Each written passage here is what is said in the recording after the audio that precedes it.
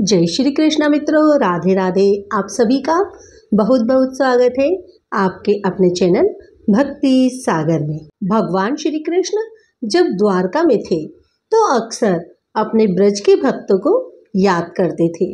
ये बात उनकी रानियों ने जान ली थी। उनकी बहुत इच्छा थी यह जानने की कि भगवान ब्रजवासियों को क्यों इतना याद करते हैं। क्या रानियों की सेवा में किसी प्रकार की कोई कमी है? एक दिन सभी ने मिलकर रोहिणी माँ को घेर लिया। वह कहा कि हमें ब्रज और ब्रज की लीलाओं के बारे में सुनाइए। माता ने कहा कि कृष्ण ने मना किया है। रानियों ने कहा कि अभी तो वे यहाँ नहीं है। फिर वह द्वार पर सुभद्रा को बैठा देती है। अगर वे आते दिखेंगे तो वे हमें इशारे से बता देगी और हम सब कुछ और विषय पर बात करने लग जाएंगे। बहुत अनुनय विनय करने पर माता रोहिणी मान गई। कक्ष के द्वार पर सुभद्रा जी को बिठा दिया गया और सब अंदर रोहिणी माता से ब्रज लीलाएं सुनने लगी। सुभद्रा जी भी कान लगाकर सुनने लगी और लीला सुनने में ही मस्त हो गई।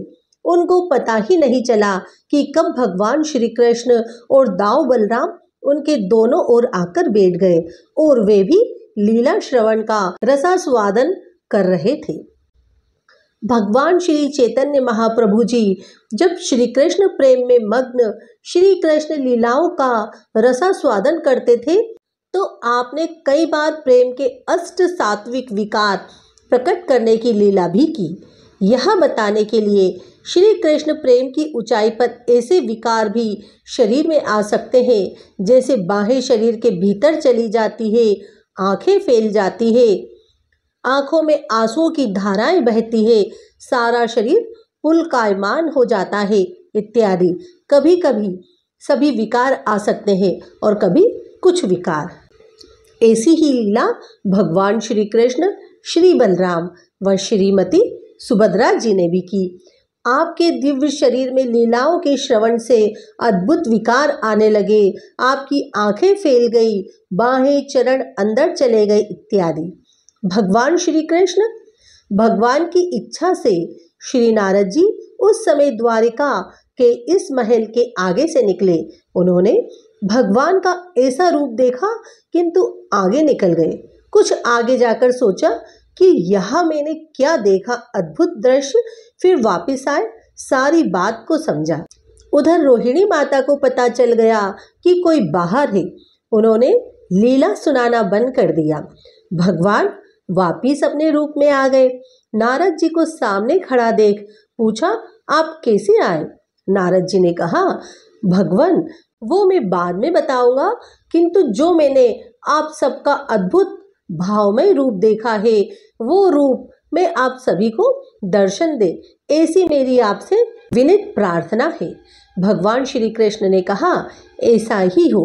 भगवान श्री कृष्ण, श्री बलराम, श्रीमती सुभद्रा का वही भावमय रूप ही श्री जगन्नाथपुरी धाम में श्री जगन्नाथ, श्री बलदेव व श्रीमती सुभद्रा बनकर प्रकट है।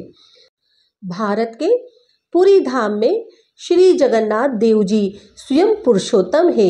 आपने दारू ब्रह्मा रूप से नीलाचल जगन्नाथपुरी धाम में कृपा पूर्वक आविर्भूत होकर जगतवासियों पर कृपा की।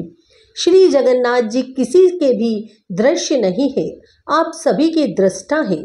श्री जगन्नाथ जी स्वयंभू अर्थात स्वयं प्रकाशित हैं। आप पूर्ण चेतन है। श्री चैतन्य महाप्रभु जी आपको श्याम सुंदर वंशी वदन के रूप में दर्शन करते हैं। दुनियावी मनुष्यों का दर्शन भोगमय होता है, इसलिए हमें श्री जगन्नाथ देव के दर्शन काष्ठ लकड़ी के होते हैं। भजन की उन्नत अवस्था में आपके हमें काष्ठ के दर्शन नहीं होंगे। उन्नत स्थिति में श्रीमन महाप्रभु जी जिस प्रकार श्री जगन्नाथ जी को वंशी बजाते हुए श्याम सुंदर जी के रूप में दर्शन किया करते थे, उसी प्रकार हम भी कर पाएंगे। जो जिस प्रकार देखना चाहता है श्री जगन्नाथ जी भी उसको उसी प्रकार दर्शन देते हैं।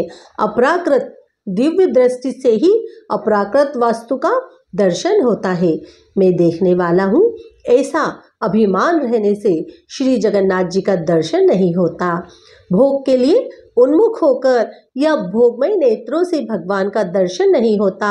सेवोन्मुख, सेवा के लिए उत्कंठित दर्शन से ही वास्तविक दर्शन होता है। भगवान भोगता है, मैं उनका दास हूँ और मैं उनके द्वारा ही भोग्य हूँ। यही भक्तों को भगवत दर्शन का विचार है। मैं अपनी चेष्टा से गुरु वैष्णव व भगवान को जान लूँगा, उन्हें देख लूँगा, ऐसी बुद्धि दिव्य ज्ञान के उदय होने पर ही दूर होती है। जैसे श्री कृष्ण जन्माष्टमी पर भगवान श्री कृष्ण, श्री राम नवमी पर भगवान श्री राम, श्री गौर पूर्णिमा पर भगवान श्री गौर सुंदर का जन्म हुआ था, उसी प्रकार स्नान यात्रा के दिन भगवान जगन्नाथ जी का प्राकट्य हुआ था। अर्थात भगवान जगन्नाथ जी स्नान यात्रा के दिन ही धरातल पर प्रकट हुए थे।